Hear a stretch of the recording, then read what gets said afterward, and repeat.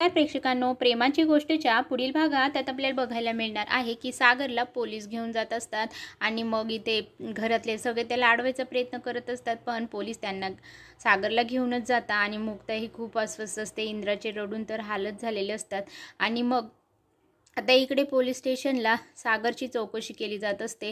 सागरला police officer म्हणत असतात की एवढी मोठी रक्कम तुमच्याकडे कशी आली, तुम्ही गोल्ड स्मगलिंग करतात अशी आम्हाला खबर आहे. हे ऐकल्यावरती सागर तर आश्चर्यचकितच होतो आणि तो खूप चिडूनच बोलतो की मी असं काही केलेलं नाही, ते पैसे दागिने माझे नाही आहेत. त्यावर ऑफिसर म्हणतात मग एवढी मोठी रक्कम आणि एवढी सोनं तुमच्या घरात आलं कुठून, तुम्ही स्मगलिंग करतात ना म्हणूनच आलंय ना. आता इकडे मुक्ता वकिलांना भेटायला गेलेली असते आणि ती वकिलांना सांगत असते की काही करा पण आजच्या आज सागर जेलमधनं बाहेर आला पाहिजे.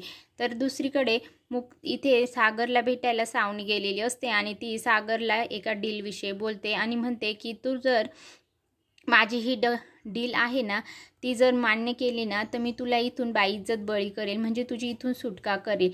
त्यावरती आता सावनी असं बोलल्यावरती सागर म्हणतो याचा अर्थ तुझी डील मी मान्य करण्यासाठी मी तुझ्या बाजूनी बोलेल आणि हे सगळं तूच केलं आहे असं मला वाटतंय. तर इकडे दुसरीकडे मिहीर वकिलांशी बोलत असतो आणि मग तो बोलत असतो की दादूसला ह्या एवढ्या मोठ्या गुन्ह्यात कोणी अडकवलं असेल, यामागे कोणाचा हात असू शकतो. त्यानंतर वकील मिहीरला सांगतात की काही करून आजच्या आज सागर साहेबांना जेलमधनं कोठडीत जाण्या अगोदर बाहेर काढलं पाहिजे. तर मी इकडे मुक्ता घरात सगळ्यांना सांगत असते की हे जे कोणी केलं आहे ना त्याला मी सोडणार नाही, माझ्या सागरला पोलीस मध्ये नेणाऱ्यांना, जेलमध्ये टाकणाऱ्यांना.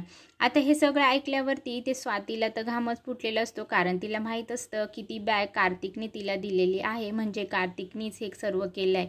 आता स्वाती घरात हे सगळ्यांना सांगेल का, हे बघण्यासाठी माझ्या चॅनलला सबस्क्राईब करा, व्हिडिओ आवडला तर लाईक करा, बेल आयकॉन दाबायला विसरू नका. धन्यवाद.